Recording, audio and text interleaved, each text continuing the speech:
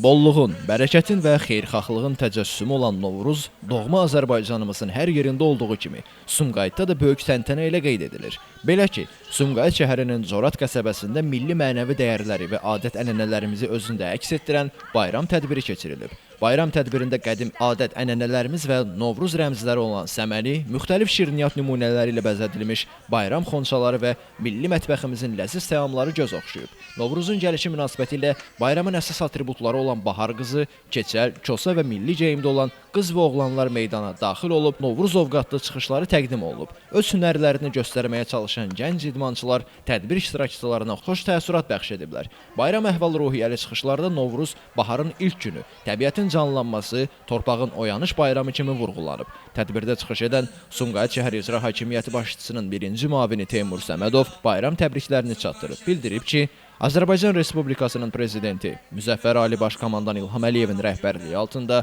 qalib Azərbaycan ordusu doğma torpaqlarımızı işğaldan azad edib və xalqımız həmin torpaqlarımızda Novruz bayramının böyük coşqu ilə qeyd edir. Novruz bayramının qədim ənənələrinin bütün rəngarəngliyi ilə qorunub saxlanılmasının Azərbaycan xalqının tarixi keçmişinə yüksək ehtiramını və milli mənəvi dəyərlərə dərin bağlılığını nümayiş etdirdiyini bildirib.